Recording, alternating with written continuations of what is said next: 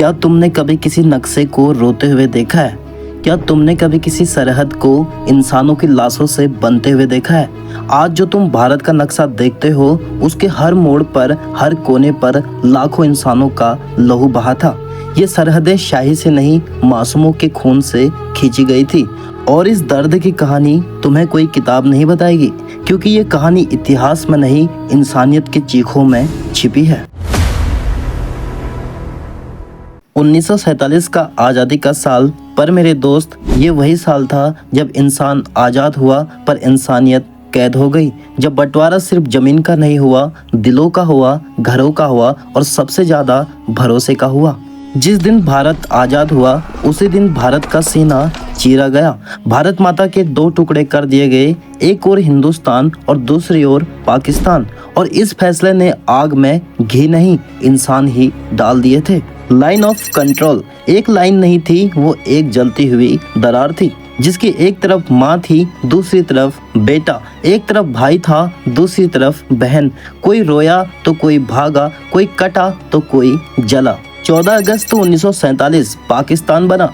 15 अगस्त 1947 भारत आज़ाद हुआ। मगर 13 अगस्त की रात से ही खून बहने लगा था। सिंधु, पंजाब, बंगाल, दिल्ली, लाहौर, कराची, हर शहर जल रहा था, हर गली में चित्कार थी। काफिले चल रहे थे, एक ओर हिंदू निकल रहे थे, दूसरी ओर मुसलमान, पर कोई भी जिंदा मंजिल तक नहीं पहुंच पा रहा था। ट्रेनें चल रही थी, लेकिन यात्री नहीं, सिर्फ लाशें पहुंच रही थी। ट्रेन में बैठा हर शख्स ये सोच रहा था कि वो दिल्ली जा रहा है, लेकिन असल में वो सिर्फ अपनी कब्र की तरफ जा रहा था। एक आंकड़ा सुनो, बंटवारे के समय 1,40,00,000 लोग अपने देश से बेघर हो गए और करीब 10 लाख लोग सिर्फ इसलिए मार दिए गए क्योंकि उनका धर्म अलग था। कोई ये नहीं पूछता था कि तुमने क्या किया है, यह सिर्फ देखा जाता था कि तुम कौन हो।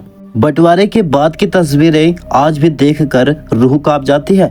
माओ की गोदी सुनी हो गई, बेटियों की इज्जत सरेआम लूट गई, मंदिरों मस्जिदों के बीच इंसानियत को जिंदा जला दिया गया। गांव के गांव खाली हो गए, लोग अपने जमीनें, अपने घर, अपने पुश्तैनी खेती छोड़कर भाग रहे थे, सिर्फ इसलिए क्योंकि वो इस पार पैदा हुए थे और यहाँ उस पार पैदा हो रहे थे। दोस्तों, एक बात यहाँ पर ध्यान देने वाली है, भारत का नक्शा ऐसा ही नहीं बना था, किसी कमरे में किसी ने बैठकर सरहद खींच दी। नहीं, नक्शा तो वहाँ बना जहाँ बच्चे भूख से तड़प रहे थे, जहाँ माँ अपने कमरे में मरे हुए बच्चे को गोद में लिए बैठी थी, जहाँ इंसानियत को धर्म के नाम पर काटा जा रहा था। एक अंग्रेज अफसर जिसने न भारत को समझा, न उसके लोगों को और न ही उसके दर्द को, उसने महज 5 हफ्तों में भारत और पाकिस्तान का सरहद बना दी। और ये लाइनें खींचते वक्त उसने कहा था, मुझे नहीं पता ये जमीन किसकी है, लेकिन मुझे सरहद खींचनी है। उसकी खींची हुई उस एक लाइन ने करोड़ों जिंदगियों को पल में बदल दिया। और सबसे बड़ा सवाल ये था कि जिसने सरहद खींची वो खुद कभी पाकिस्तान, भारत नहीं लौटा। क्या तुम्हें पता है कि बंटवारे के समय 75,000 से ज्यादा महिलाएं अगवा की गई? कई ने कुएं में कूदकर जान दे दी, कई ने जहर खा लिया और कई पीढ़ियां आज भी उन गलियों में भटक रही हैं। ये कहानी कोई फिल्म नहीं है, ये उस नफरत की आग है जो आज भी जल रही है। आज भी जब तुम किसी धर्म के खिलाफ बोलते हो तो याद रखना, तुम उस जहर को फिर से जिंदा कर रहे हो जिसने 1947 में लाखों लोगों को निगल लिया था। बंटवारे ने सिर्फ एक देश को 2 टुकड़ों में नहीं बांटा, उसने इंसान को इंसान से जुदा कर दिया। आज जो तुम तिरंगा फहराते हो या कोई पाकिस्तान का झंडा थामे खड़ा होता है, तो जान लो इन झंडों के नीचे एक पुराना लहू सूख चुका है और उस सूखे हुए लहू की बू आज भी इतिहास के हवाओं में मौजूद है। अब सवाल ये है, क्या आज भी हम वही दोहराएंगे? क्या आज भी हम धर्म के नाम पर बटेंगे, या अब की बार हम इंसानियत को जिंदा रखेंगे? लेकिन इस बंटवारे के बीच एक सच्चाई छुपी थी जो ना किसी किताब में है, ना किसी दस्तावेज में दर्ज है। वो सच्चाई थी इंसान की फितरत। कुछ शहर तो ऐसे थे जो आधे भारत में थे, आधे पाकिस्तान में। लाहौर जो कभी भारत का सांस्कृतिक हृदय हुआ करता था, वो एक रात में पराया हो गया। दिल्ली में बैठे लोगों को समझ नहीं आया कि कल जिनके लिए वो गले मिल रहे थे, आज वो ही उनके दुश्मन बन गए। कराची से अजमेर तक हर जगह कुछ ऐसे लोग थे जो दोनों तरफ ठुकराए गए। ना तो वो हिंदुस्तान के रहे, ना पाकिस्तान के। जिनके घरों में हर शाम दिया जलता था अब वहीं राख उड़ रही थी। जहां कभी सहन में तुलसी का पौधा था अब वहीं जलती हुई लाशें पड़ी थी। कई जगहों पर लोगों ने अपने पड़ोसियों को ही मार डाला। जिनके साथ उन्होंने दशकों तक रोटियां बांटी थी एक रात में दुश्मन बन गए।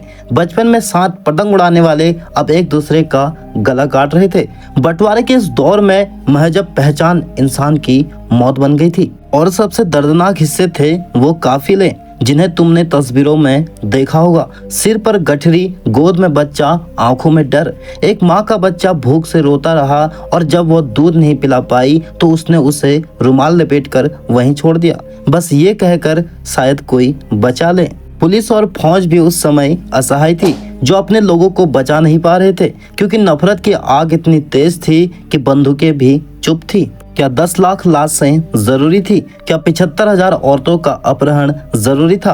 क्या करोड़ों लोगों की जिंदगी जलानी जरूरी थी? बंटवारे का दर्द कभी भरा ही नहीं। आज भी सीमा पर जब गोली चलती है तो एक माँ इस पार रोती है और एक माँ उस पार रोती है। और देखिए ना, सबसे बड़ा अफसोस ये है कि जिन्हें हमने दुश्मन बनाया वो कभी दुश्मन थे ही नहीं। न हम उनके दुश्मन रहे, न वो हमारे दुश्मन थे। अब जब तुमने ये कहानी सुनी है तो सोचो, क्या हम वो गलती दोबारा दोहराएंगे? क्या हमने उस दर्द से कुछ सीखा? क्या उन लाखों लोगों की मौत की कीमत सिर्फ इतनी थी कि आज भी हम एक दूसरे को धर्म के चश्मे से देखें?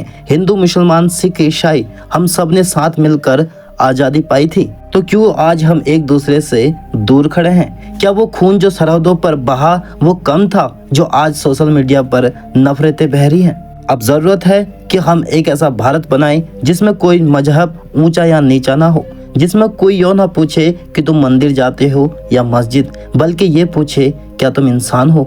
हमें मिलकर ये तय करना होगा कि कोई बंटवारा नहीं होगा, ना जमीन का, ना खून का, ना दिल का। जिस भारत को हमारे पूर्वजों ने खून देकर बचाया उसे हम नफरतों से कैसे बांट सकते हैं? हर घर में एक दीपक जलता है, हर दिल में एक उम्मीद धड़कती है, तो क्यों ना हम एक साथ चल सकते हैं? हमें फिर से एक होना होगा, क्योंकि अगर हम नहीं जागे तो इतिहास फिर से अपने खूनी पन्ने पलटेगा और अगली बार शायद इतिहास माफ नहीं करेगा।